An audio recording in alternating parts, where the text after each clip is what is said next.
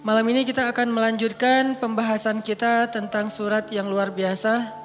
Salah satu surat yang ketika dibacakan oleh Ammar bin Yasir membuat ayah dan ibunya masuk Islam, yaitu surat Ad-Duha. Ada 3 part dari surat ini. Part pertamanya intinya adalah ma wadda'aka rabbuka wa ma qala. Di situ Allah seolah-olah ngasih tahu ke kita supaya kita jangan berputus asa, supaya kita jangan merasa kesepian, supaya kita jangan patah semangat, supaya kita jangan pesimis, supaya kita jangan pundung. Kenapa? Siapapun boleh meninggalkan kita, tapi Allah nggak pernah ninggalin kita. Pasangan kadang-kadang kalau lagi ngambek boleh nggak baca WA kita sampai 3 hari.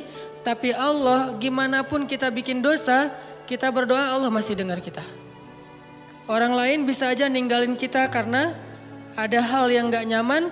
Allah itu sering dapat hal yang gak nyaman loh dari kita, tapi gak pernah ninggalin kita. Rasa-rasanya gak ada cinta yang lebih sejati dan pastinya kecuali cinta dari Allah kepada hambanya. Bahkan seorang ibu aja gak bisa nandingin cinta Allah kepada kita. Padahal ibu udah paling baik ya. Gak ada lagi orang yang lebih berjasa dalam hidup kita selain ibu kita di antara manusia setelah Rasulullah pastinya. Kecuali ibu kita sendiri yang udah mengandung kita dalam keadaan wahnan ala wahnin, kepayahan demi kepayahan, melahirkan dengan resiko nyawa, menyusui 2 tahun lamanya, membesarkan dengan segala bentuk pengorbanannya. Ternyata itu gak ada apa-apanya dibandingkan dengan cinta dan kasih sayang Allah kepada kita. Ibu kita bisa kecewa walaupun dia sayang banget sama kita. Ibu kita bisa aja marah walaupun dia sayang banget sama kita. Bahkan ibu kita bisa aja bikin kita sedih atau terluka atau kecewa walaupun dia orang yang paling berjasa dalam hidup kita. Tapi Allah enggak. Sehingga Allah bilang ma wadda'aka rabbuka wa ma qala.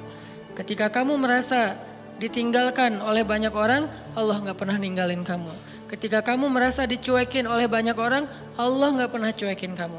Buktinya ketika kita banyak dosa pun berdoa Allah masih mengijabah. Apalagi kalau kita taat. Itu part pertama dari surat Ad-Duha. Dan ini kita coba jadiin kayak motivasi hidup kita teman-teman. Ketika kita lagi lemah, ketika kita lagi drop, kita baca ma wadda'aka rabbuka wa ma qala. Kalau kita mengaku Allah hasbi, cukup buat saya Allah, hasbi Allah, hasbunallah, berarti kalimat itu harusnya kalimat motivasi banget. Terjemahan dari kalimat itu banyak. Ma wadda'aka rabbuka wa ma qala bisa diterjemahkan la tahzan innallaha ma'ana. Bisa. Ma wadda'aka rabbuka wa ma qala bisa diterjemahkan dengan kalimat fa inna ma'al usri yusra. Ma wadda'aka rabbuka wa ma qala bisa diterjemahkan inni ma'akuma asma'u wa ara. Aku bersama kamu berdua wahai Musa dan Harun, asma'u wa ara. Mendengar dan melihat. La takhafa, jangan takut wahai Musa dan Harun. Idhaba ila Fir'aun, pergilah kamu berdua kepada Fir'aun. La takhafa, inni ma'akuma asma'u wa ara. Aku yang akan memantau apa yang terjadi pada diri kalian. Jadi aku tahu banget, update banget setiap detiknya. Bahkan sebelum terjadi aku sudah mempersiapkan perisai untuk melindungi kalian. La takhafa, jangan takut. Itu terjemahan-terjemahan yang banyak di Al-Quran tentang kalimat ma wadda'aka rabbuka wa ma qala. Atau mungkin kita bisa challenge diri kita sendiri ya. Ketika kita tilawah Al-Quran secara acak, cari ayat terjemahan atau bahasa lain dari ma wadda'aka rabbuka wa ma qala. Coba cari di Al-Baqarah, cari di Ali Imran, itu banyak banget kalimat ma wadda'aka rabbuka wa ma qala. Rabbmu tidak pernah meninggalkanmu, gak pernah benci sama kamu. Ayatnya banyak banget. Bahwa Allah gak pernah ninggalin kita, bahwa Allah gak benci sama kita. Salah satunya mungkin kalau Allah gak benci sama kita tuh, misalnya ayat fa'in yuridullahu bikumul yusra wala yuridu bikumul usr. Sehingga siapa yang berpikir syariat itu kayak beban, Seolah-olah Allah kayak nggak rela gitu ngelihat kita nyaman, kok dikasih syariat, dikasih beban, dikasih tugas, dikasih batasan. Enggak, itu salah paham. Allah ngasih syariat bukan untuk ngebebanin kita, bukan karena Allah iseng sama kita, bukan karena Allah benci sama kita, tapi karena Allah pengen memudahkan hidup kita justru dengan syariat. Syariat itu bukan mempersulit hidup kita. Kalau sebuah negara meninggalkan syariat karena takut sulit kehidupan negara itu, justru kita terjebak dalam wasawis syaitan. Mulailah kita dengan hiruk pikuk, dengan kekacauan gara-gara meninggalkan syariat. Kalau sebuah bangsa, masyarakat, keluarga, pribadi pengen hidupnya lebih mudah, atii'u Allah wa atii'ur Rasul. Coba ikutin cara Allah, pasti akan jadi mudah. Memang di awalnya kelihatan agak-agak challenging nih. Tapi begitu kita jalanin, yusrun, mudah, semuanya mudah. Kemarin saya jalan sama istri ke Thailand. Kita jalan berdua ke Thailand, pengen main aja gitu. Jalan ke Thailand, kebenaran ada acara di Malaysia, terus mampir dulu ke Thailand. Sampai di Thailand kita ke Pattaya dulu nih. Saya karena senang dengan laut, saya cari yang lautnya masih aman. Kalau Phuket mungkin gitulah ya. Nah, cari yang Pattaya yang private beach, jadi nggak ngelihat yang gitu-gitu. Cie, sombong. Kalau terlihat kan nggak sengaja. Nah, pergilah ke Pattaya gitu ya, cari yang beach yang private gitu. Terus karena kita nggak tahu halal foodnya di sana, akhirnya kita kayak sangat hati-hati mencari halal food. Sampai rempong, sampai bawel. Pas mau room service minta makanan ke kamar karena nggak berani makan di luar, kita sampai bawel banget bilang ke restorannya itu pakainya oilnya oil apa? Nggak pakai oil yang pork kan, saya minta yang vegetable oil ya. Ya Pak gitu. Terus itu wajannya diganti ya, dicuci dulu. Ya Pak. Itu yang masak ininya tepungnya udah dipakai yang pork belum sebelumnya. Ya bisa kita bikin yang baru Pak. Sampai mereka sebel banget gitu kan karena banyak banget permintaannya. Padahal pesannya cuma nasi goreng. Tapi permintaannya panjang gitu. Akhirnya dihidangkanlah nasi goreng seafood. Kita makan berdua sepiring. Gak penting banget sih. Gak ada hubungannya dengan tema. Nah udah gitu malam kita cuma nyari buah aja kayak gitu. Nah karena kita berusaha untuk ketat dalam masalah halal food. Kalau gak benar-benar kita bisa yakin bahwa ini halal atau minimal dia aman gitu. Maka kita gak akan berani. Ini berusahalah belajar taat, kecil-kecilan. Bukan hal besar sebetulnya. Tapi justru saya ngelihat di sini hal kecil dihargain sama Allah. Kalau hal besar apalagi kan ya, hal sepele kayak gitu doang, Allah langsung kayak ngehargain gitu. Ini bukan karena saya soleh, tapi karena saya mencoba untuk meniru orang soleh. Akhirnya mendapatkan janji yang Allah janjikan kepada orang soleh. Sayanya belum soleh, tapi karena meniru orang soleh, dapat juga nih yang dijanjiin Allah kepada orang soleh. Udah ketat, seharian kita makannya susah banget. Nah besoknya mau ke Bangkok, hari belum pesan hotel. Tadinya udah pesan lewat travel agent tapi cancel. Tadinya ada satu jenis hotel yang di pusat kota dekat dengan tempat pembelanjaan nemenin istri. Ternyata dari travel agent itu katanya nggak dapat. Oke, cancel. Saya pesan pakai online. Pesan nyari yang dekat dengan hotel itu. Entah gimana caranya Allah ngarahin saya untuk ngeklik satu hotel yang saya juga nggak tahu speknya kayak gimana. Pokoknya udah aja ini aja deh. Yang paling dekat walaupun ada beberapa pilihan. Ambil hotel tertentu namanya gak usah disebut. Mahal Ci. Sombong. Ya gitu deh pokoknya ada namanya lah ya. Nah pas sampai di Bangkok kita masuk ke hotel itu lagi check in. Tiba-tiba ada teman lama saya nih orang Bandung. Dia istrinya lagi lewat jadi hotel sama kondonya itu bersebelahan. Dia ternyata tinggal di kondonya. Dia lewat ngeliat kayak Ustadz Hanan, dia ngubungin Benzo. Benzo cuma angkat tangan, lihat ke atas. Itu namanya Benzo, masih Jovisa. Nah Benzo dihubungin Benzo tanya ke saya, Ustadz lagi di hotel ini di Bangkok loh. Kok Benzo tahu? Kan saya gak ngasih tahu siapa-siapa. Enggak tadi ada teman yang ngelihat Ustadz, dia kayak ragu gitu, bener gak? Oh iya bener, kenapa? Dia ngajak Ustadz nanti malam cari makan halal dan Thai banget gitu. Alhamdulillah berarti kemarin susah dikit, Sekarang Allah kasih jalan keluar. Bukan hanya itu, ternyata hotel yang saya pilih itu dia udah halal restoran. Untuk breakfast tuh aman, udah halal. Karena susah kan nyari hotel dengan sertifikat halalnya di sana. Tanpa kita ketahui ternyata Allah arahin kita ke hotel yang gak perlu bawel lagi untuk room service-nya. Karena dia udah halal restoran. Ditambah lagi diajak sama teman saya untuk makan yang halal food tapi Thai banget, enak. Ditraktirin itu yang paling enak. Nih saya berpikir kalau saya lebih cepat atau lebih lambat 1 menit aja pas check in, kan saya nggak bakalan ketemu dengan istrinya, sehingga kita nggak berpapasan, nggak saling tahu. Allah yang bikin timingnya pas banget. Dia jalan lewat depan hotel, saya masuk check in, dia ngelihat ke saya, terus dia ngubungin Benzo ngubungin ke saya, pas dapat wifi karena ngandalin wifi banget kan di luar negeri teh, irit gitu. Dapat wifi, saya langsung balas. Qadarullah. Malamnya dimudahin, akhirnya kita jalan, makan, halal, enak, bukan murah, gratis. Jadi saya teringat, wa may yattaqillaha yaj'al lahu makhraja wa yarzuqhu min haitsu la yahtasib wa may yattaqillaha yaj'al lahu min amrihi yusra wa may yattaqillaha yukaffir anhu sayyi'atihi wa yu'zim lahu ajra. Itu janji Allah. Siapa yang taat sama Allah, Allah kasih jalan keluar. Ini jalan keluarnya. Siapa yang taat sama Allah, Allah kasih rezeki yang tidak terduga-duga. Ini rezeki yang tidak terduga-duga. Akhirnya ketemu teman orang Bandung yang udah tinggal di sana. Siapa yang taat sama Allah, Allah mudahin urusannya. Jadi mudah kemana-mana digayat. Siapa yang taat sama Allah, Allah gugurkan dosanya. Berharap kayak gitu dan dilipat gandakan pahalanya. Berharap juga kayak gitu. Ini artinya hal sepele gini aja Allah hargain. Karena famay ya'mal mithqala dzarratin khairan yarah. Pasti Allah bales. Ma wadda'aka rabbuka wa ma qala. Jadi Allah itu gak pernah absen teman-teman. Gak pernah offline. Gak pernah kelewat gitu. Aduh ada yang kelewat nih gak sempat di like. Kalau kita kan kalau terlalu banyak nge-following.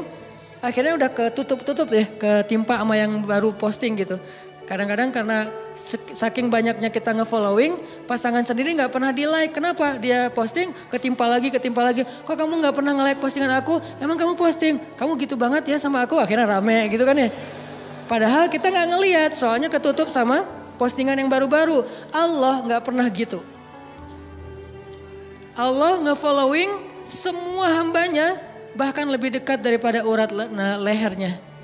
Wa huwa ma'akum aina ma kuntum. Bersama dengan kalian, membersamai kalian dimanapun kalian berada.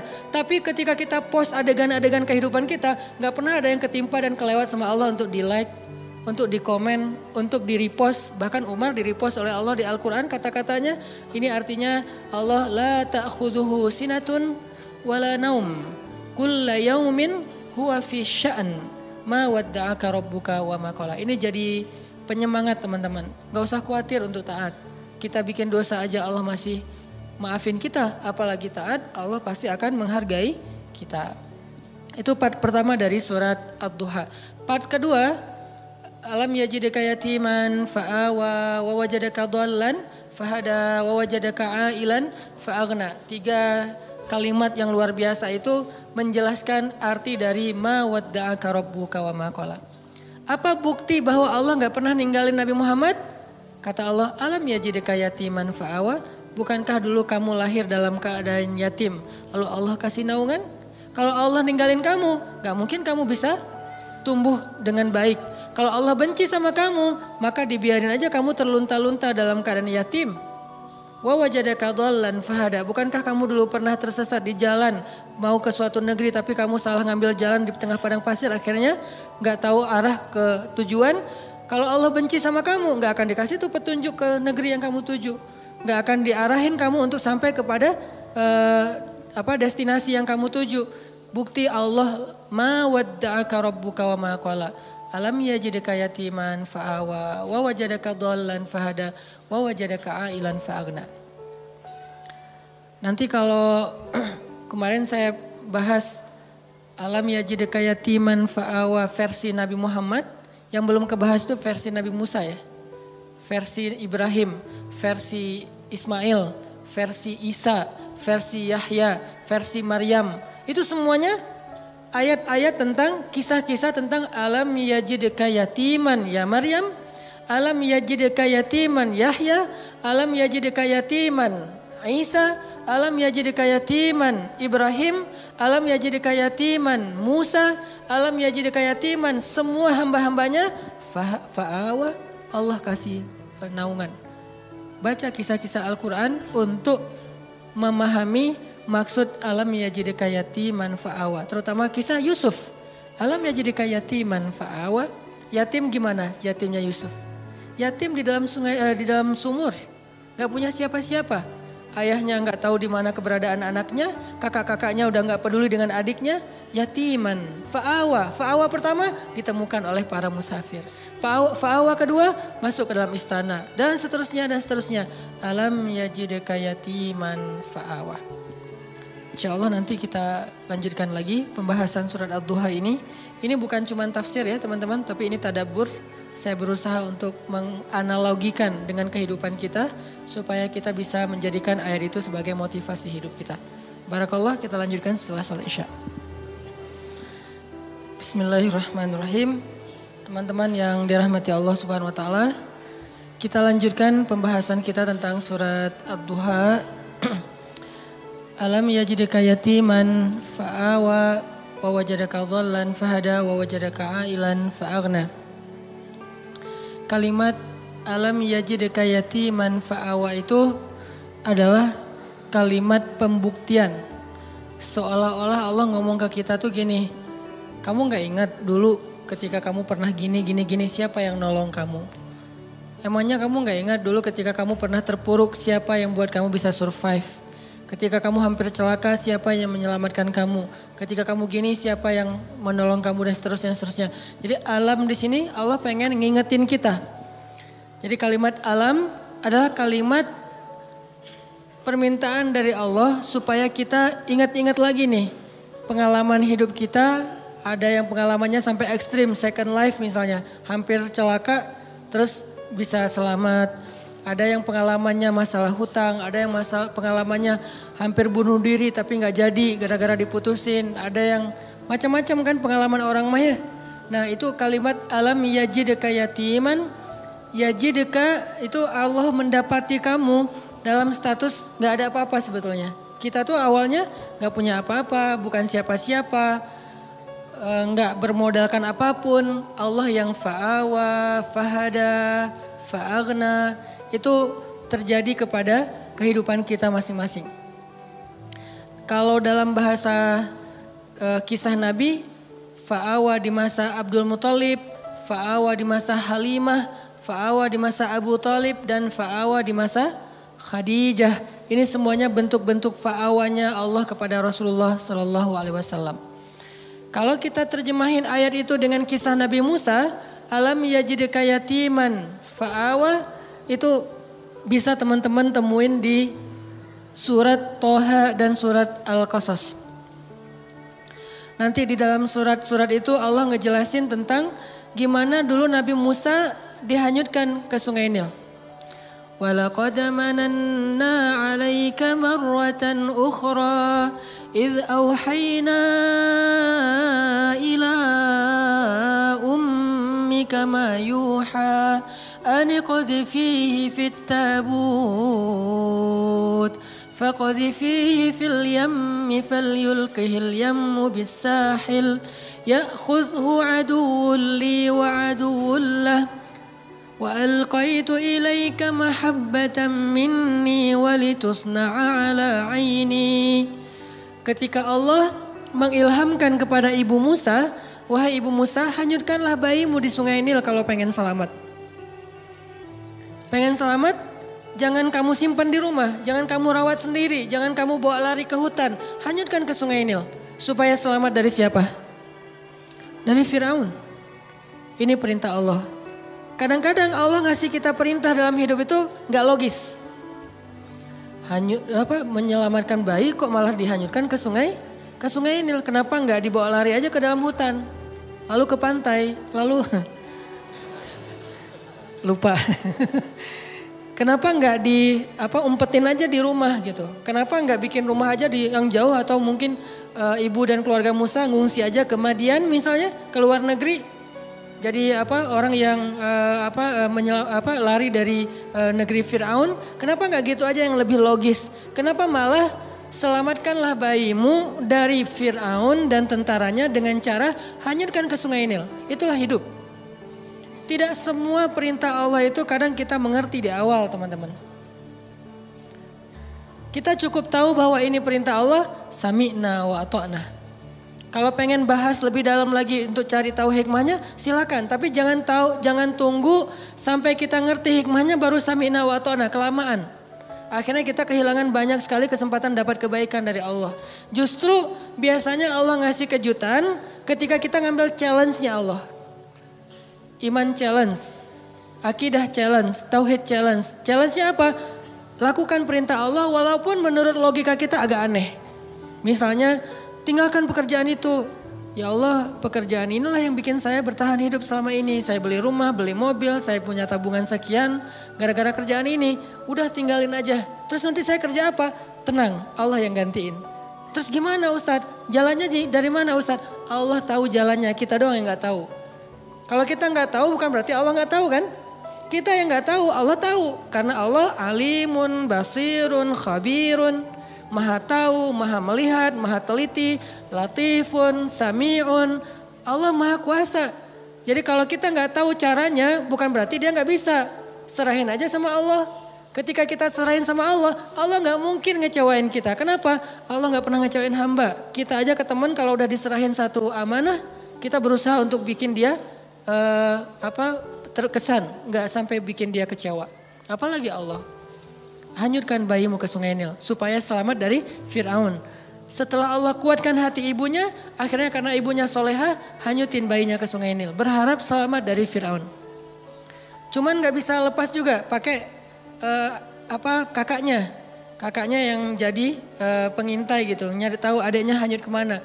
Ngalir, bukannya ke negeri yang jauh, bukannya ke Sudan kayak atau ke luar negeri kayak kan Sungai Nil itu membelah berapa negara ya. Bukan sampai ke luar negeri, gak lama kemudian malah masuk selokan yang mengarah ke tempat pemandian pribadinya Fir'aun. Ini makin gak logis nih. Luar biasa cara Allah tuh, Allah luar biasa cara membuat skenario-nya tuh keren banget. Masuk ke selokan itu, kakaknya Musa makin khawatir gimana dengan adik, dia masuk ke selokan itu. Langsung dilaporin ke ibunya. Di surat Al-Qasas dikisahkan ketika ibunya tahu Musa hanyutnya ke dalam selokan yang mengarah ke pemandian khusus Fir'aun, hampir copot jantung ibu Musa. Hampir copot jantung ibu Musa. Kenapa? Bisa dipastikan bayi ini akan ditemukan oleh para dayang-dayang Fir'aun dan kalau ketahuan Fir'aun pasti akan dibunuh. Ini ujian luar biasa.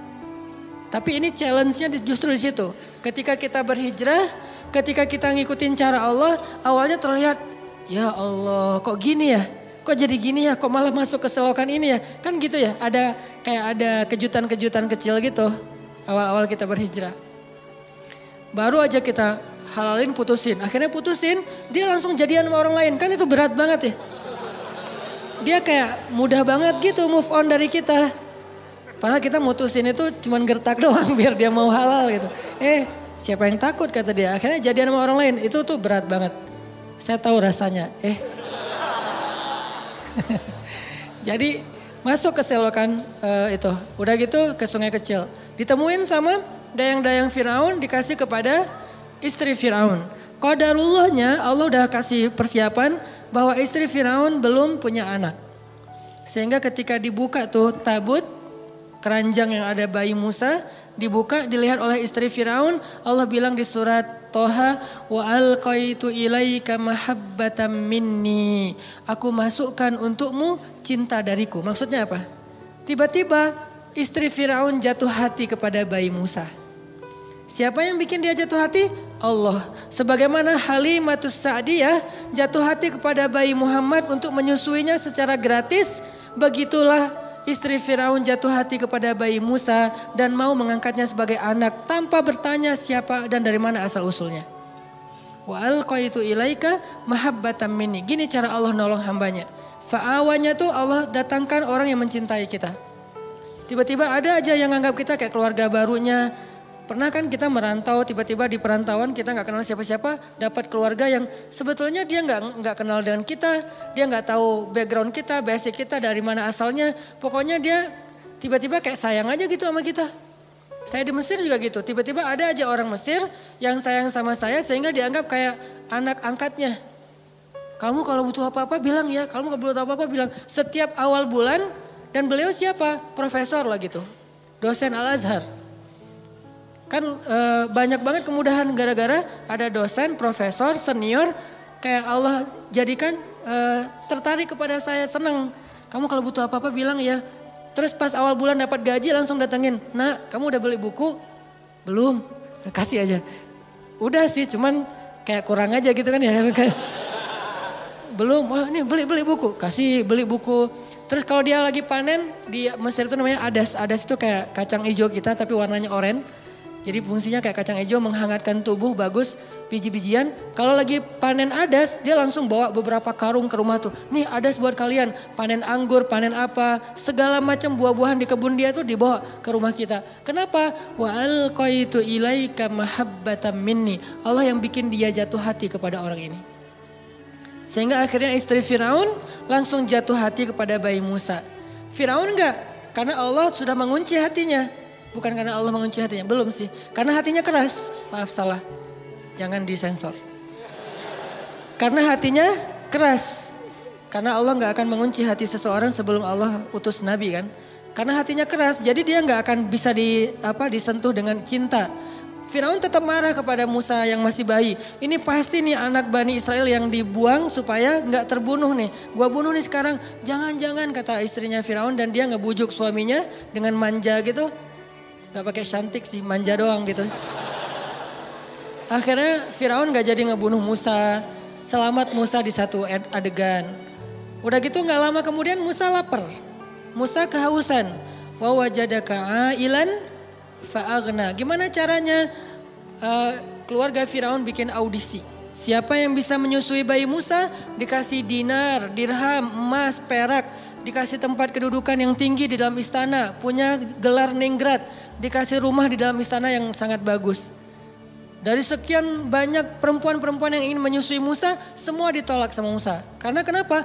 Allah mengilhamkan kayak gitu kepada bayi ini. Padahal kan sebetulnya kalau bayi polos biasa aja asal ada yang nyusuin kan dia nyusu ya. Tapi Allah mentakdirkan Musa gak boleh nyusuin ke ini. Di antara sekian yang banyak audisi, yang terakhir justru yang diterima. Kenapa? Allah yang nentuin. Jadi gak masalah, ada yang datang pertama sebelum kita bawa Alphard, bayarin aja. Kalau Allah gak mengikat hatinya, pasti ditolak. Walaupun modalnya, uang, apa segala macam, enggak, tenang. Abu Bakar datang ngelamar Fatimah, ditolak sama Nabi. Kurang apa coba Abu Bakar? Tajir, soleh. Kan ideal banget ya. Ada yang soleh, gak tajir. Ada yang tajir, kurang soleh. Tajir, soleh. Tajir soleh, Abu Bakar ditolak. Datang Umar, tajir soleh, kuat, cowok banget, ditolak juga.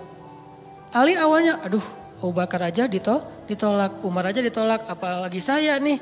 Akhirnya kayak Ali cuma ngelewat doang depan rumah Nabi, lewat lagi. Dipanggil sama Nabi, Ali kenapa? Enggak ya Rasulullah gitu. Ali kamu pengen menikahi Fatimah? Terserah sih. Akhirnya Nabi yang ngelamar Ali dalam bahasa ininya ya, adegannya. Walaupun secara resmi nanti Ali yang ngelamar Fatimah. Nabi kayak yang nawarin kepada Ali. Kenapa? Allah yang bikin kayak gitu. Jadi gak usah pesimis. Yang penting minta kepada pemilik hati. Ya Allah kan hatinya bukan milik dia, milik engkau. Jadi saya mintanya ke engkau aja ya Allah, bukan ke dia. Nanti setelah engkau baru dia. Sehingga pas kita datang kayak bukan tipe dia banget, bukan standar dia banget. Tapi buat Allah kita standar dia banget. Buat dia kita enggak banget. Enggak masalah kan? Yang penting buat Allah kita banget lah. Begitu kita datang dia enggak bisa bilang enggak. Kok saya ngomongnya iya ya? Pengen bilang enggak tapi enggak bisa gitu. Ya udah deh, ya aja. Jadi aja. Setelah itu Allah masukkan hub cinta sehingga dia mencintai kita mencintai dia karena Allah Subhanahu wa taala dan itu mubarak, diberkahi. Itulah istri Firaun. Akhirnya Musa tinggal di situ, ibunya tinggal di situ, kakaknya, tetehnya tinggal di situ, AA-nya tinggal di situ. Siapa AA-nya Musa? Harun. Semuanya sekeluarga tinggal di situ. Ini namanya alam yajidka yatiman fa'awa. Allah yang bikin skenario yang kayak gitu. Ismail juga kayak gitu. Kemudian Yahya alaihissalam juga kayak gitu. Maryam juga kayak gitu. Alam yajidka yatiman. Maryam kan lahir nggak punya ayah. Bukan nggak punya ayah. Ayahnya udah wafat kan? Imran sama anak yatim perempuan lagi itu. Siapa yang fa'awa Maryam? Wa kaffalaha Zakaria. Zakaria yang mengawakan Maryam. Dan Zakaria cinta banget sama Maryam. Walaupun itu adalah ponakannya, tapi seperti putrinya sendiri. Dan Zakaria adalah sebaik-baik orang yang merawat Maryam.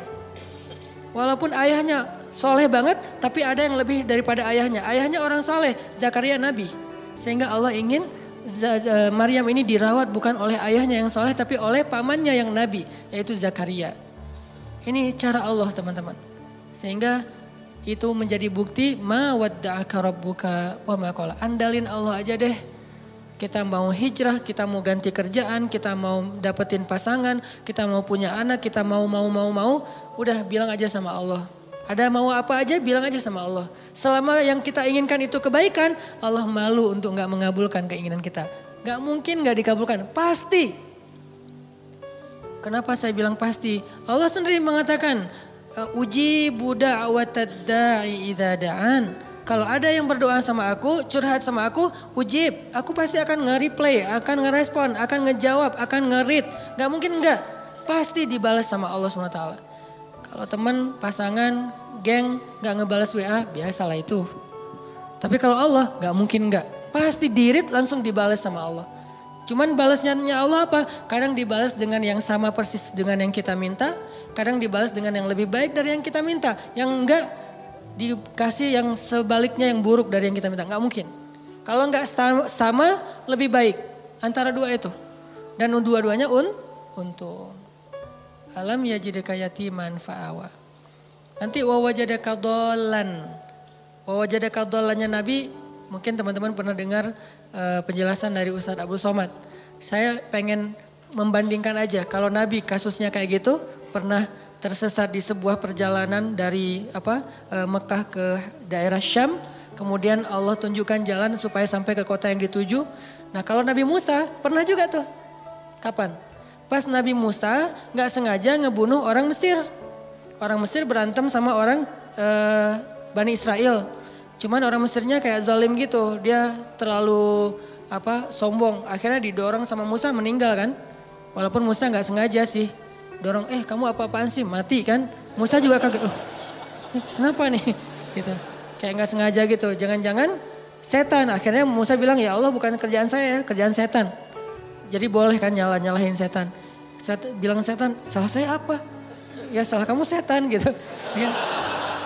Akhirnya meninggal. Musa lari karena dia membunuh orang Egyptian, orang Kipti. Lari kemana? Gak tahu kemana. Cuman berdoa, ya Allah beri saya petunjuk dalam perjalanan ini. Jalan aja pokoknya kemana kaki melangkah deh ikutin aja tuh. Gak ada nih lihat Google Map dulu atau mau kemana dulu bikin itinerary dulu. Kayak kita trip atau traveling yang udah jelas tujuannya. Ada travel agentnya, ada budgetingnya udah segala macam. Enggak, pokoknya jalan aja kemana kaki melangkah ikut aja terus. Ini benar-benar dol namanya nih. Gak tahu arah. Tapi sampainya kemana? Ke jodohnya. Ke Madian, ke Yordania, ketemu dua orang cewek lagi ngantri mau ngasih minum ternak. Musa nanya, ma khatbukuma, ada yang bisa saya bantu? Gak ada modus-modusan. Beda dengan kita, kayak kenal ya di mana ya? Enggak, kita gak pernah ketemu. Saya yakin saya pernah ketemu sama kamu. Di mana? Di dalam mimpi. Modus banget kan ya. Musa gak kayak gitu. Ya udah aja, ma khatbukuma, kalian ada apa? Apa yang bisa saya bantu? Dengan bahasa yang lembut ya, pastinya kan ngomong sama cewek nih. Masa ngomong sama cewek, ma khatbukuma, kan enggak ya? Nada khatib yang membuat kesannya jadi berubah. Kan kalau khatib berubah, kalau dia gak paham ceritanya, dia akan mengatakan ma khatbukuma. Enggak gitu Ustadz, gimana? Ma khatbukuma, kan lagi ngomong sama cewek nih. Musa orangnya santun. Akhirnya, oh kami nggak bisa ngasih minum ternak soalnya harus ngantri di belakang laki-laki. Ya udah saya bantuin. Musa langsung turun ke sumur. Ketika Musa turun naik ngasih minuman ternak dan itu ada puluhan ekor onta, ratusan ekor onta. Satu ekor onta aja minumnya udah banyak banget kan. Di situ kelihatan Musa itu kuat, gagah. Kebayangkan ngangkat air gitu, walaupun yang tadinya dia udah jaga-jaga nggak mau kelihatan ototnya kan kelihatan juga tuh pas ngangkat. Terus kayak pura-pura lipat baju gitu, ini kenapa ya ngangkat gitu. Terus kayak udah gitu selesai Musa duduk di bawah pohon istirahat, si ceweknya pulang. Pulang cerita ke ayahnya, ayah tadi kami dibantu oleh seorang laki-laki, dia baik segala macam. Kata ayahnya, ya udah undang ke rumah, ayah pengen bilang makasih dan ngejamu dia makan. Musa di bawah pohon bilang gini, ya Allah saya lapar dan engkau sebaik-baik pemelihara. Ya Allah saya lapar tapi engkau yang maha penyayang. Ngadu ke Allah, lapar bilang ke Allah. Mau ikhtiar gimana di negeri orang gak tahu di mana tempat makan. Dan gak bawa uang juga, ya Allah saya lapar engkau sebaik-baik penolong, pemelihara, pengasih, penyayang. Tiba-tiba cewek itu datang. Tamshi ala istihya, berjalan malu-malu. Gimana jalan malu-malu? Aduh gimana ya ngomongnya ya. Kalau bahasa kita mah ya, aduh malu mau ngomong. Tapi kan ini amanah dari ayah. Kalau kita mah pura-pura malu. Kalau ini benar-benar malu-malu. Tamshi ala istihya. Gimana ya caranya ya? Aduh gimana ya atau gimana ya. Terus maju lagi gak jadi lagi mundur. Maju lagi gak lagi mundur lagi. Gak pakai cantik. Maju mundur aja bukan. Sampai akhirnya datang, Mas kalau bahasa kita nih, Mang, A gitu ya. Ayah saya ngundang AA di rumah mau ngucapin terima kasih. Oh iya hayu, jalan aja. Hayu gak tahu bahasa Arabnya hayu apa. Jalan sampai ke rumah ayahnya ngasih makan, ngobrol. Kamu dari mana nak? Saya dari Mesir. Oh ya negerinya Firaun. Ya saya pelarian dari Firaun. Emang ada cerita apa? Kisahin kamu orang baik, tinggallah di sini. Ya makasih Pak. Setelah itu si bapak itu ke belakang kan ternyata si anaknya yang perempuan ngedengar pembicaraan mereka. Lalu ayahnya nanya, nak laki-laki itu, bukan ayahnya, si ceweknya yang ngomong, ayah kan ayah nggak punya pekerja yang bisa mengurus ternak, pekerjakan dia di rumah kita karena dia kawiyun amin, laki-laki yang kuat dan baik. Amanah, baik. Ayahnya langsung oh anak saya berarti ada hati nih buat laki-laki itu. Kok bisa gitu sih ayahnya kayak kegeeran gitu kan ya. Karena si cewek ini gak pernah komen tentang cowok sama sekali dalam hidupnya. Sekali-kali dia komen cowok berarti ada sesuatu nih. Kalau sekarang udah gak lagi kebaca sama ayahnya karena kita udah biasa komen. Kamu lucu deh, kamu apa. Jadi kayak sering komen jadinya biasa aja kan. Karena dia gak pernah komen tentang cowok. Sekali-kalinya ada postingan cowok dia komen. Itu sesuatu banget kan. Sekali-kalinya ada postingan cowok dia nge-like. Sesuatu banget. Karena gak pernah dia kayak gitu. Kalau kita periksa di list kontak handphonenya. Itu gak ada nama laki-laki itu. Cewek semuanya terjaga banget. Sehingga sekali-kali dia bilang. Ayah pekerjakan dia di rumah. Karena dia laki-laki yang baik dan kuat.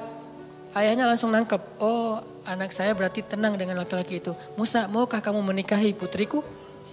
Dengan mahar sekian. Musa mengiyakan, menikahlah mereka. Alam yajidka yatiman fa'awa. Dikasih keluarga baru di Madian. Sebagaimana saya dikasih keluarga angkat dulu ketika di Mesir. Dan kemudian di Bandung. Kemudian seterusnya. Allah mudahin. Alam yajidka yatiman fa'awa. Saya seorang perantau. Walaupun saya ngerasa kayaknya Bandung ini adalah akhir dari perjalanan saya, Udah gak mau pindah lagi ya, pokoknya udah love banget lah dengan kota Bandung ya. Hashtag. Jadi karena ngerasa kayaknya nih negeri saya yang ketiga, Aceh, Kairo, Bandung. Udah aja selesai, udah gak mau pindah lagi karena udah nyaman. Tapi saya ngerasa dulu ke Kairo sendiri, kemudian ke Bandung gak kenal siapa-siapa. Selalu kasusnya alam yajidka yatiman fa'awa, yatiman fa'awa, yatiman fa'awa. Itu berulang kali loh teman-teman. Pasti teman-teman juga ngalamin. Itu bukti ma wadda'aka rabbuka wa ma qala. Apalagi nanti kalau ngomong Ibrahim.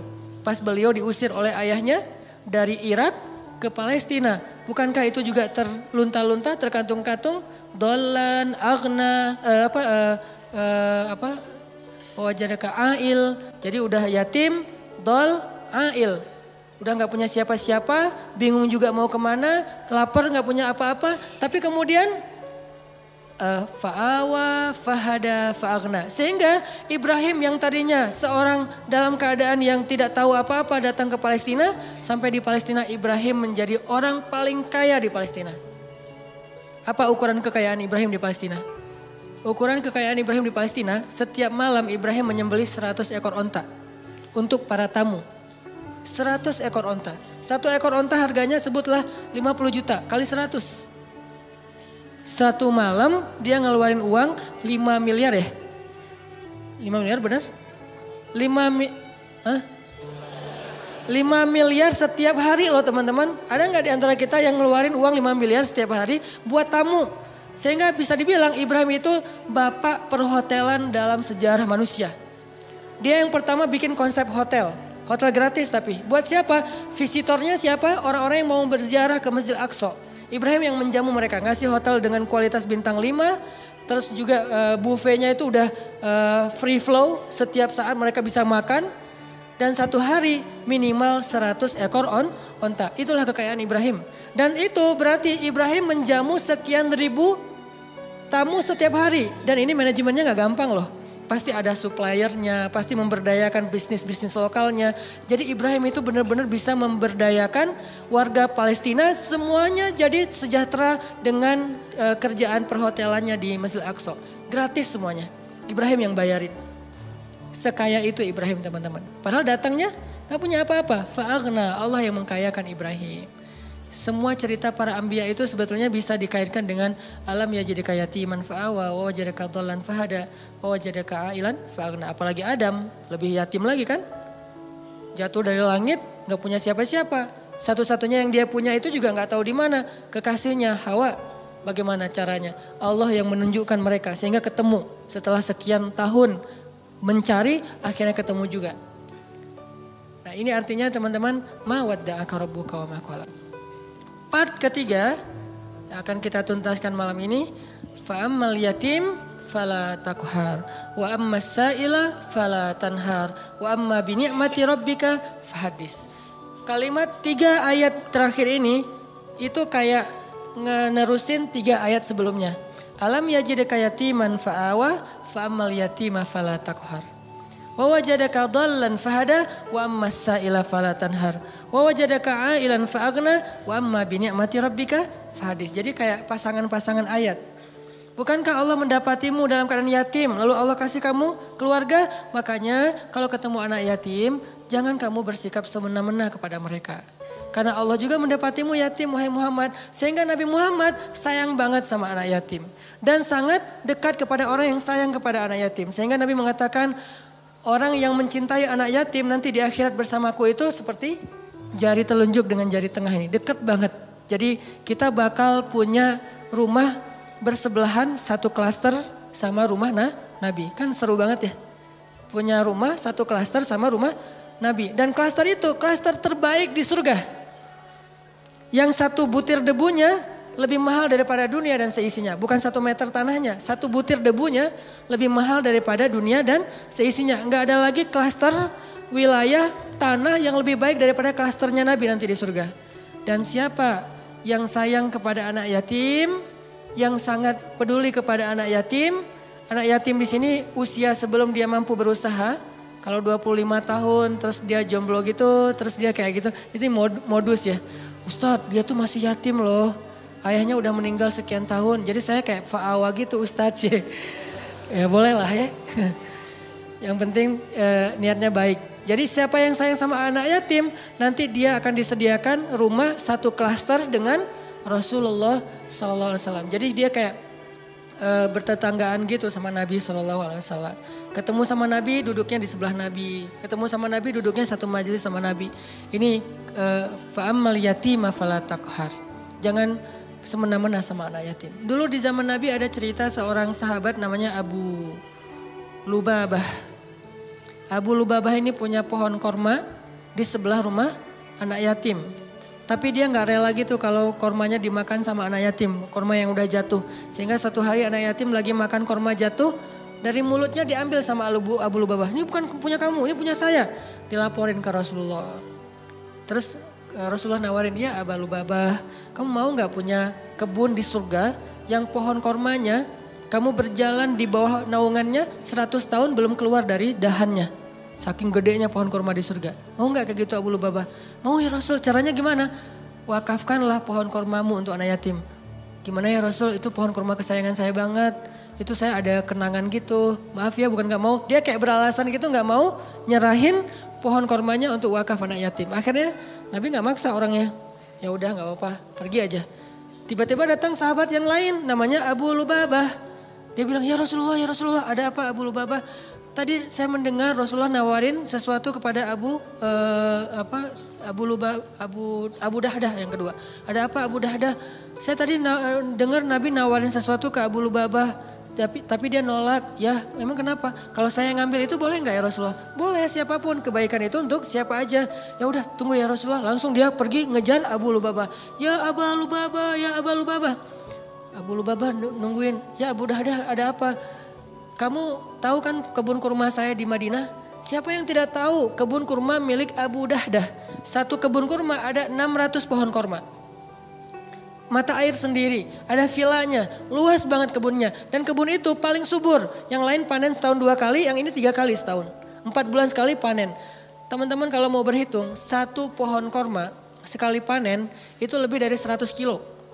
Satu pohon, satu dahannya aja udah berapa puluh kilo kan? Itu satu pohon lebih dari, sebutlah yang paling kecil 100 kilo. 1 kilo harganya 500 ribu. 500 kali 100. Capek. Itu satu pohon. Dan Abu Dahdah punya 600 pohon. Jadi sekali dia panen korma itu puluhan M loh keuntungannya. Sekali panen, dalam setahun dia panen 3 kali. Ratusan M dalam setahun. Kata Abu Dahdah, wahai Abu Lubabah, kamu tahu kan kebun kurma saya? Tahu, siapa yang gak tahu kebun kurma Abu Dahdah terkenal di Madinah. Mau gak kita barter? Kamu kasih pohon kurma kamu yang di pojok rumah anak yatim ke saya kasih kebun saya ke kamu. Bukan pohon, kebun. Kata Abu Lubabah, yang benar, kamu gak lucu deh ininya, candanya. Nah ini mah dialog dari saya. Terus kata Abu Dahdah, saya serius, beneran. Ya udah, ayo. Langsung transaksi, jadi deal. Mereka kemudian pergi ke rumah anak yatim. Wahai anak yatim, kata Abu Dahdah, mulai sekarang pohon ini Bapak wakafin buat kalian. Makanlah sesuka kalian dari korma yang ada di pohon ini. Kemudian gak lama kemudian dia ngajak Abu Lubabah ke kebunnya. Istrinya lagi bersih-bersih gitu. Kata Abu Dahdah, wahai istriku keluarlah. Ini sekarang bukan kebun kita lagi, sudah aku jual. Istrinya kaget, kamu jual ke siapa wahai Abu Dahdah? Kamu untung gak? Kata suaminya, untung banget. Ke siapa sih kamu jualnya? Ke Allah. Kata istrinya, itu baru untung. Itu baru perniagaan yang besar. Itu baru hebat. Istrinya ini soleha banget. Coba kalau kita ngomong gitu ke pasangan kita, kira-kira digapain?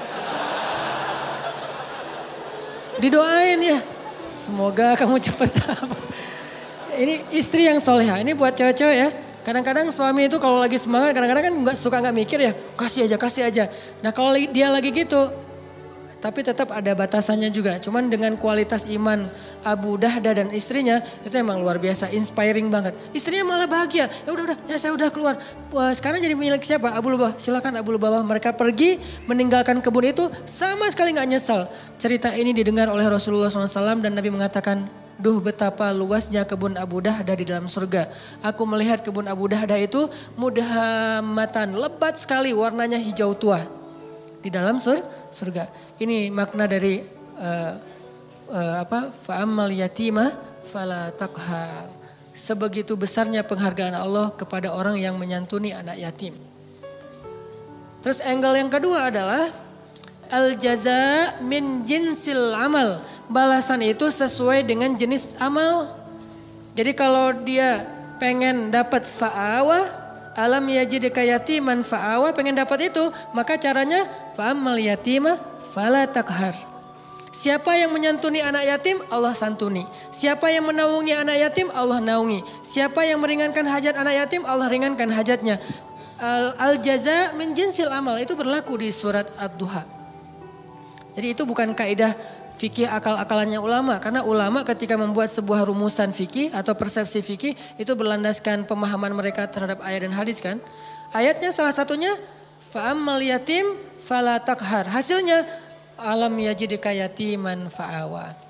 Wa ammas sa'il fala tanhar. Kalau ada orang yang nanya, karena ada dua tafsir nih. Ada yang bilang sa'il di sini orang yang meminta pertolongan, ada yang bilang sa'il di sini orang yang nanya jalan. Kalau ada yang nanya jalan ke kamu, lalu kamu menunjukkan jalannya, maka Allah juga akan wa wajadaka dhallan fahada. Makin sering kita ngebantu orang untuk menemukan jalan, makin sering kita dengerin curhat teman kita, makin sayang Allah untuk dengerin curhat kita. Maka sabarlah mendengar curhat temannya. Walaupun kadang-kadang emang capek sih. Tapi sabarlah. Latihlah mendengar curhat teman sehingga kita jadi seorang suami yang mau mendengar curhat istri. Nanti ketika kita udah nikah, Neng mau cerita, apa? Kayak semangat gitu kan ya. Iya tadi ada cerita sama teman-teman gini-gini. Kita jadi pendengar yang baik, bukan langsung kita patahkan. Kenapa? Karena udah terbiasa di kos-kosan jadi tempat curhatnya teman-teman sekos-kosan. Sampai ibu kos juga curhatnya ke kita gitu.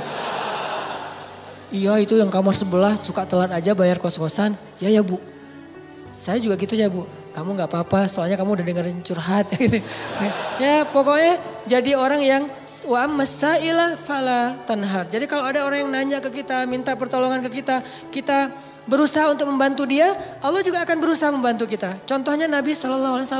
Nabi itu kalau ada yang minta tolong gak pernah nolak. Kalau beliau nggak bisa nolong sendiri, beliau akan cari orang untuk nolong dia baru ditinggalin. Jadi nggak ada yang datang langsung Nabi, maaf ya nggak bisa. Mungkin kita nggak bisa gitu-gitu amat lah ya, tapi berusaha. Nggak semua kasus kita bisa ambil. Tapi ada satu dua yang kadang-kadang kita kayak berjuang banget. Ada banyak orang yang mengetuk pintu rumah kita, yang nelpon ke nomor kita, yang datang kepada kita minta tolong. Mungkin di antara sekian banyak, jangan semuanya ditolak. Harus ada satu dua yang kita ambil, entah kenapa pokoknya Allah yang pilihkan dia untuk kita. Terus kita coba tuntaskan hajat dia sampai selesai. Siapa yang meringankan hajat saudaranya di dunia, Allah ringankan hajat dia di dunia dan di akhirat. Balasannya bukan cuma di dunia, bahkan di akhirat. Sehingga ketika kita di akhirat nanti bingung di padang mahsyar itu kan perjalanan jauh banget ya. Kebayang gak sih dari sini ke Palestina itu jalan kaki? Kok Palestina Ustadz? Karena tempat berhisab itu adalah negeri Palestina. Ini salah satu keutamaan dari negeri Palestina itu adalah mim makanin qarib yang Allah sebutin di Al-Quran. Arti makanin qarib, tempat yang dekat itu adalah Palestina kata ulama tafsir. Sehingga nanti sidang Allah itu di padang mahsyar adanya di negeri Palestina. Negeri Palestina dari Indonesia jaraknya jauh padahal buminya masih segini. Sedangkan bumi mahsyar beribu-ribu kali lipat lebih besar daripada bumi ini. Berarti jaraknya ribuan kali lebih jauh daripada yang sekarang. Kita meninggal di Indonesia, dikuburin di Indonesia. Nanti ketika kita bangkit kita harus jalan ke Palestina. Palestinanya udah berapa ribu kali lipat lebih jauh dari yang sekarang. Jalan kaki teman-teman. Gak ada petunjuk sama sekali. Arahnya sudah berganti, kiblat atau timur barat udah berubah. Gimana cara kita menemukan spot hisab? Susah banget kan? Kalau enggak karena Allah, wa wajadaka dhallan fahada. Dulu di dunia kita sering nolongin orang, sering nunjukin arah ke orang lain, sering bantuin orang di jalan, sering bantu orang ketika kesusahan. Allah bantu nanti kita di akhirat. Sehingga tiba-tiba dikasih kendaraan, kita kayak kasih tumpangan buat teman, itu enggak ada yang kelewat sama catatan Allah. Kamu kan dulu pernah ngasih tumpangan ke teman kamu pulang taklim. Padahal kamu pulangnya ke Padalarang, dia ke Cilenyi, kamu anterin dia dulu. Akhirnya balik lagi ke tengah gak sampai Padalarang, nginep di TSB. Gak kuat gitu ya. Tadinya nanyanya sih kayak serius gitu. Pulang kemana saya anterin. Oh boleh. Udah aja naik motor kemana Cilenyi. Ngomong dari tadi. Kan beda arah timur dan barat. Nah kamu pernah ngelakuin itu di dunia. Nanti di akhirat tiba-tiba Allah yang ngasih kita tumpangan. Dan tumpangan dari Allah sebaik-baik tumpangan kendaraan cahaya. Sehingga dari Indonesia ke Palestina itu hanya sekejap mata saja. Itu diantara makna dari hisab yang ringan, hisab yang mudah, dipercepat perjalanannya. Sementara yang lain masih kebingungan. Ada yang jalan ke sana, ada yang jalan ke sana. Itu nggak ada yang arah loh, yang jelas arahnya. Jadi orang jalan itu acak aja tuh kemana-mana. Bisa ribuan tahun nggak sampai ke tempat hisab, belum dihisab tuh. Untuk sampai ke sana aja ribuan tahun. Kok malaikat gak ngasih tahu sih kalau kita salah jalan? Karena kita di dunia juga gak pernah ngasih tahu orang kalau dia salah jalan, dibiarin aja. Malah ada yang sengaja nyesatin lagi tuh. Kalau mau jalan ke Dago lewat mana? Itu aja lewat ini nanti Gatot Subroto tembus aja ke Soekarno Hatta, udah gitu Buah Batu terus aja ke sana. Itu mah Banjaran ya. Nah ini artinya nanti pas kita naik malaikat mau ke tempat hisab. Oh tempat hisab, balik lagi aja ke belakang. Kamu udah kejauhan. Tapi malaikat gak gitu-gitu juga sih. Paling-paling malaikat cuek ninggalin kita gitu. Akhirnya kita terkatung-katung. Ini makna terkatung-katung. Istri kita bangkitnya bareng. Kenapa bangkitnya bareng? Karena kita pengen dikuburin satu liang lahat. Cinta sejati gitu kan. True love and endless love lah. Pas meninggal wasiat aku pengen dikuburin sama kamu. Udah aja dikuburin satu liang lahat. Pas bangkit noleh juga enggak teman-teman. Yauma yafirrul mar'u min akhihi wa ummihi wa abihi wa sahibatihi wa banihi likulli imri'in minhum yawma idzin sya'nun yughni. Kita bangkit bersebelahan tapi enggak noleh. Kok bisa gitu Ustaz, enggak kenal? Kenal tapi enggak peduli. Kok enggak peduli? Saking takutnya kita tentang nasib diri sendiri. Sampai diibaratkan hari itu kata Allah di surat Al-Muzammil, hari ketika seorang wildana syiba, seorang anak kecil aja tiba-tiba beruban saking stresnya dia. Tapi gak semua orang yang rambutnya beruban itu karena stres ya. Sebagiannya doang. Kalau anak kecil sampai tiba-tiba beruban berarti kan stres banget tuh hari ya. Kita gak noleh ke pasangan kita. Terus kapan kita kenal dengan pasangan kita Ustaz? Nanti setelah edisi part ini udah lewat, nanti ada adegan kita udah mulai saling kenal, saling menyapa, bahkan saling menuntut, saling menjatuhkan, saling menolong. Itu ada adegannya nanti. Tapi di adegan pertama sama sekali gak peduli. Suaminya tersesat, istrinya gak akan nolong. Sehingga yang bisa nolong kita hari itu hanyalah apa yang hari ini kita lakuin teman-teman. Sehingga kalau kita nemuin ada sa'il itu bisa orang yang minta tolong, bisa orang yang nanya jalan, fala tanhar. Jangan bikin dia kecewa, jangan sakitin hatinya. Kalaupun kita nggak bisa bantu dia, minimal jangan sampai kita manna wal adha, menyakiti dia dengan kata-kata kita. Jangan. Setidaknya kita kalau nggak bisa tolong pun ya sudah, ya nggak bisa nolong aja. Jangan udah nggak bisa nolong, nyakitin lagi tuh. Kayak kita nggak bisa nolong teman-teman di Palestina. Ya udah jangan ngomong ngapain sih jauh-jauh. Udah nggak usah. Kalau pengen nolong yang dekat-dekat silahkan. Mau dua-duanya lebih bagus lagi, mau yang sana juga gak masalah. Yang penting jangan nyakitin. Jangan kita beranggapan bahwa yang di Palestina itu jauh gak perlu ditolong, yang di Suriah itu jauh gak perlu ditolong. Padahal kondisi mereka itu luar biasa memprihatinkan, bahkan dahsyat sekali keadaan mereka. Tapi kita udah gak nolong, ngomong lagi. Jadi kalau mereka dengar kasihan, perasaan mereka kayak gimana gitu. Ya udah jangan. Termasuk orang di sekeliling kita, keluarga besar kita. Kadang-kadang ada kakak adik kita yang minta tolong. Kita kayak sebel gitu sama dia. Giliran butuh aja lo minta tolong. Jangan, udah aja diem. Kalau kita gak mau nolong atau gak bisa nolong, diem aja. Kenapa? La tanhar. Jangan sakiti orang yang meminta pertolongan. Sehingga nanti al-jaza min jinsil amal. Allah juga akan membalas kita dengan cara yang sama. Na'udzubillah min dzalik. Wa amma bi ni'mati rabbika fahadis. Nikmat Allah sampaikanlah. Maksud menyampaikan nikmat Allah itu ada banyak. Salah satunya adalah kita bicarakan kebesaran-kebesaran Allah. Allah tuh baik banget, Allah gini. Sehingga dengan pembicaraan kita, orang yang mendengar jadi semakin yakin sama Allah. Kayak tadi cerita saya di Thailand, simple sebetulnya. Cuman hal yang sepele banget. Tapi itu bagian dari tahadus bin ni'mah. Tujuannya apa? Tujuannya biar kita yang mendengar makin yakin sama Allah. Makin bergantung sama Allah, makin taat di jalan Allah. Itu namanya wa amma bi ni'mati rabbika fahadits. Jadi teman-teman 3 ayat terakhir itu ada 2 angle yang kita bisa lihat. Satu, ternyata kalau kita pengen dapat satu kebaikan, maka tanamlah kebaikan yang sama di ketika kita bisa. Nanti saat kita butuh, Allah akan membalas kita dengan kebaikan yang sejenis. Saya pernah cerita dulu saya di Kota Baru Parahyangan, habis taklim malam-malam gerimis, saya pulang pakai mobil, ngelihat di jalan ada ibu-ibu sama anak gadisnya lagi jalan kaki. Kota Baru di Masjid Al-Irsyad itu kan ke jalan raya jauh ya. Dan malam-malam gak ada damri, gak ada angkot, gak ada ojek. Beliau jalan kaki berdua, gerimis lagi tuh, pakai payung. Saya waktu itu tinggal di Cihanjuang, saya mau keluar dari masjid ngelihat ada ibu-ibu sama putrinya lagi jalan. Saya samperin, Bu, butuh tumpangan, oh boleh Ustadz, mau kemana, mau ke depan, ya udah ikut aja. Karena saya nggak bawa pasangan, mereka duduk di belakang, itu etikanya ya, jangan duduk di depan, nanti jadi fitnah, udah aja duduk di belakang. Dan itu tidak menghina, oh jadi kayak supir dong, nggak apa-apa. Karena demi menjaga fitnah, biarkan dia duduk di belakang berdua, saya di depan. Kalau ngomong, ya ngomong aja, sesekali ngelihat ke menghargai. Dia cerita, Ustadz tadi saya ikut talim Ustadz, oh Masya Allah ibu jadi ikut talim, terus tadi gimana kesininya? Naik damri, soalnya kalau sore itu masih ada damri, saya masuknya pakai damri. Pulangnya biasanya jalan kaki, biasanya, berarti udah beberapa kali itu. Oh gitu, maaf ya saya nggak tahu, ya udah dianterin. Sampai di depan jadi kayak nggak enak hati gitu diturunin di jalan ya, nggak tuntas kan. Udah saya tanya, ibu rumahnya di mana? Masih di daerah Padalarang gitu, daerah Cimareme, agak turun dikit. Ya udah saya anterin aja ke rumahnya. Enggak ngerepotin nih Ustadz, enggak. Padahal biasanya saya langsung masuk tol kan. Keluar Baros cepet. Ini ngelewatin Cimareme kan macet-macet gitu. Enggak apa-apa saya anterin. Ya udah sejalan, padahal enggak sejalan sebetulnya. Saya harusnya ke tol. Dianterin sampai ke rumah, kan sepele banget kan. Udah sampai ke rumah selesai, pergi aja.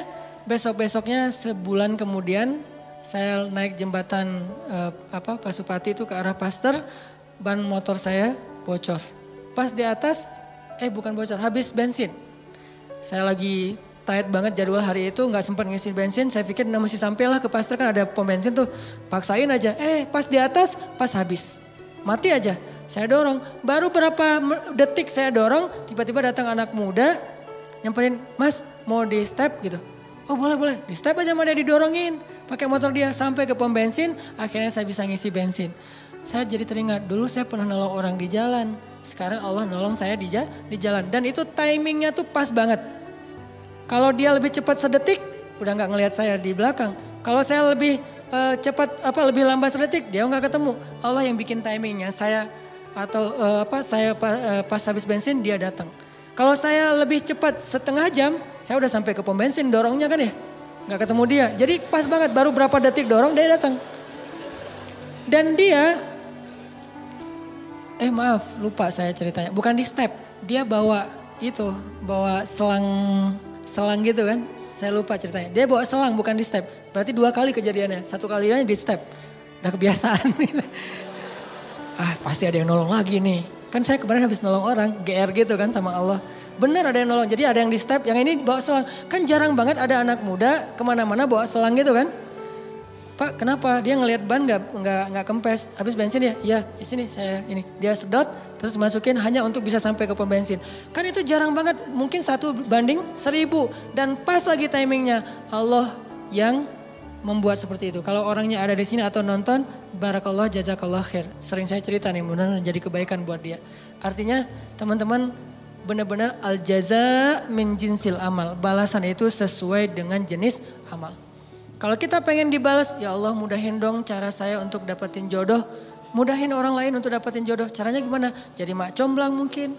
Atau nemenin dia curhat mungkin. Atau nemenin dia ngelamar mungkin. Kita yang jadi, Pak dia tuh sahabat saya banget. Saya kenal banget dengan dia Pak. Wah pokoknya aman lah Pak. Dia orangnya bertanggung jawab. Kita promoin dia. Sehingga nanti Allah yang promoin kita di orang lain. Pokoknya mau apa, cari amal soleh yang sejenis dengan itu. Saya pengen jadi orang kaya Ustadz. Ya udah. Tolong orang lain ketika lagi butuh modal atau apa, saya pengen nikah Ustadz. Ya udah bantu dulu temennya untuk mahar. Nanti Allah ganti mahar yang buat kita atau kalau nggak mahar mungkin hantaran. Karena kadang-kadang kan hantaran itu apa? Seserahan ya. Seserahan itu kadang-kadang lebih gede daripada mahar kan. Mahar anak saya sih nggak banyak Dek. Soalnya kan kata Nabi mahar jangan tinggi-tinggi. Berapa Pak? Ya udah 1 gram aja. Oh, tapi seserahannya ya berapa? 1 M juga nggak apa-apa. Si bapak teh. Seserahannya yang gede, jadi kita bikin stres gitu kan. Gak apa-apa, ambil aja.